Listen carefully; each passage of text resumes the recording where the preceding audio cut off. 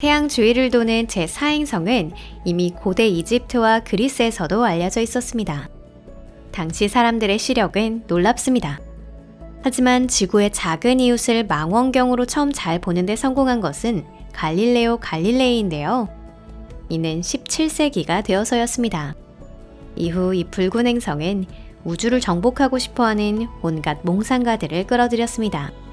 게다가 현 시점에서 화성은 가까운 장래에 실제로 갈 수 있는 유일한 행성이기도 합니다. 여러분 안녕하세요. 참고로 중력만 생각해도 화성에 갈 가치는 있습니다. 화성의 중력이 지구의 3분의 1밖에 되지 않기 때문입니다. 체중이 100kg이라서 콤플렉스인 분이라도 화성에 가면 겨우 33kg이 되는 거죠. 훌륭한 동기부여가 되지 않을까요? 맞습니다, 여러분. 여기는 토픽입니다. 우주복을 입고 우주선 특등석으로 달려갑시다. 이번 시간에는 지난 몇 년 동안 화성에서 발견된 새로운 사실과 그것이 왜 향후 화성 미션에서 중요한지를 소개해 드리겠습니다. 그럼 출발입니다.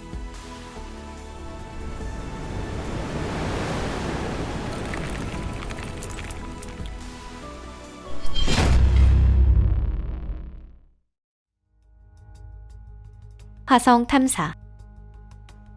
인류는 오랫동안 우주의 심연을 바라보며 언젠가 다른 세계를 발견하기를 꿈꿔왔습니다. 단 그것을 실현시키기 위해서는 바라는 것만으로는 부족하죠. 화성에 인류가 착륙하려면 오랜 훈련과 세부적인 계획이 필요합니다.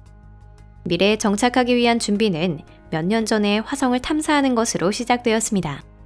우주 비행학과 로켓 제작의 발전과 함께 인류는 많은 기기를 화성에 보낼 수 있게 되었습니다. 그건 대기와 토양의 조성, 지형의 특징을 분석하기 위함이었는데요. 화성으로의 첫 번째 미션은 1971년 소련에 의해 계획되었습니다. 이 미션은 실패로 끝났습니다. 하지만 마르스 3호가 실패했더라도 인류가 화성 탐사를 포기하는 일은 없었습니다. 다음으로는 나사의 바이킹이 화성으로 보내졌는데요. 이 탐사선은 1976년에 발사되어 성공을 거두었습니다. 그리고 1970년대 말부터 과학자들은 화성 표면의 이미지와 토양의 화학 분석 데이터를 입수할 수 있게 되었습니다. 현재 화성은 유럽 우주국에 의해 행성 궤도상에서 관찰되고 있습니다.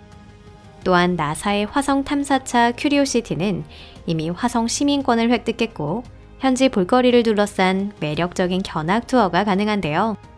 후에는 관광객을 기다리기만 하면 됩니다. 차가운 황야에서 가동되는 화성 탐사차의 대부분이 어떤 하나의 목적을 공유하고 있습니다. 그건 바로 화성의 장래 계획을 세울 수 있도록 이 행성의 과거를 가능한 한 많이 아는 것입니다. 그래서 지금부터는 지난 몇 년간 과학계를 기쁘게 한 화성의 발견에는 어떤 것들이 있는지 알아보겠습니다. 액체의 물의 존재. 지구의 70%는 물로 덮여 있어서 그렇지 않은 모습을 상상하기가 어렵습니다. 지구상에서 물은 아주 흔한 것으로 인식되고 있습니다. 소금물이든 진수든 마음대로 선택할 수 있지만 화성에서는 그렇지 못합니다.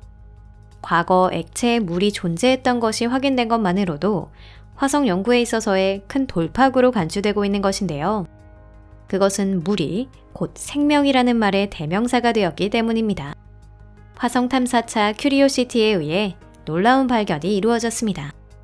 수백만 년 전 화성에는 강이 흐르고 뚜렷한 바다가 존재했을지도 모릅니다. 탐사차에 의해 이 사실을 뒷받침하는 몇 가지 증거가 발견된 것인데요. 게일 크레이터로 화성 지형을 조사한 결과 암벽은 지금까지 생각했던 것처럼 바람에 의해 형성된 것이 아니라는 것을 알게 되었습니다. 침식 과정은 오래된 강바닥을 따라 흘러내린 물이 원인이 되어 일어난 것입니다.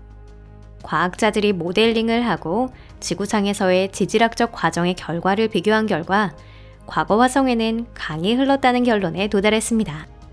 이는 화성이 생명 탄생에 필요한 조건을 충족시켰다는 것을 의미하는데요. 이설을 증명하는 또 다른 증거를 발견한 것이 화성 탐사차 퍼서비어런스입니다. 이 탐사차에 의해 제제로 크레이터 부근의 암석에서 특수한 결정이 발견되었습니다. 분석 결과 이 결정들은 여러 번 물과 접촉한 것으로 나타났죠.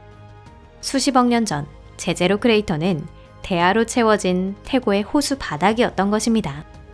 화성 표면의 사진이나 영상을 촬영하는 궤도선의 화상에는 삼각주나 강바닥이 명확하게 찍혀 있습니다. 왜 물의 존재가 이렇게 중요할까요? 물은 생명 탄생의 중요한 조건 중 하나입니다. 게다가 화성 정착민은 물이 없으면 살 수 없겠죠. 물론 정체 모를 액체를 마시고 갈증을 해소하려는 사람은 없겠지만 걸러낼 수는 있을 겁니다. 현재 케임브리지 대학의 과학자들은 화성에는 아직 액체의 물이 저장되어 있고 그것은 화성 남극에 있는 극관 아래에 있을 것이라 생각합니다. 빨리 제 눈으로 확인하고 싶네요. 유기 퇴적물. 과학자들은 모래먼지가 흩날리는 화성의 모래 언덕에서 살아있는 미생물을 발견하는 것은 언제일까 가슴 뛰며 기다리고 있습니다. 이들은 그 미생물이 탐욕스러운 거대 생물로 성장해서 지구를 정복할 가능성조차 우려하지 않고 있습니다. 태양계에 흩어져 있는 한 줌의 행성 안에서 우리가 고독한 존재가 아니라는 확신을 얻는 것이 가장 중요합니다. 최근 화성 탐사는 이러한 시나리오 전개에 작은 가능성을 제공하고 있는데요. 큐리오시티가 생명의 지표인 유기분자의 흔적을 발견한 것입니다.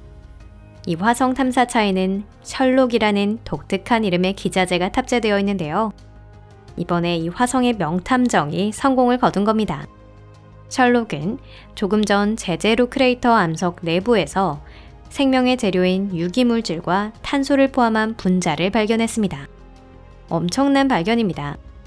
하지만 샴페인을 터뜨리기에는 시기상조입니다. 발견된 유기물은 화성의 과거에 생명이 존재했거나 현재 화성에 생명이 발전하고 있음을 100% 뒷받침하는 증거는 아닙니다. 캘리포니아에 있는 나사 제트 추진 연구소 선체생물학자 스난다 샤르마 씨가 화성에 생명이 존재한다는 설을 지지하는 사람들의 열을 식힌 것인데요. 그녀에 따르면 이 물질은 미생물의 활동과는 무관한 지질학적 과정에 의해 형성되었을 가능성이 있다고 합니다. 토양 샘플을 채취해서 지구상에서 분석할 때까지 확실한 것은 알 수 없습니다. 메탄 분출. 우주 탐사선 마스 익스프레스는 화성 대기 중에서 메탄 분출을 검출했습니다. 이는 과거 이 행성에 생명이 존재했다는 설을 뒷받침하는 아주 중요한 발견인데요. 메탄은 유기물질의 혐기성 분해 프로세스에 의해 생성됩니다. 즉, 식물이나 동물의 유해가 분해됨으로써 공기에 닿지 않고 가스가 발생하는 것이죠. 지구상의 메탄이 생물에서 유래한 것이라면 화성에서는 어떻게 발생하고 있을까요? 잠깐, 다시 말씀드리지만 아직 기뻐하기에는 너무 이릅니다. 화성에 메탄이 존재하는 것에 대해 과학자들의 견해가 일치하는 것은 아닙니다.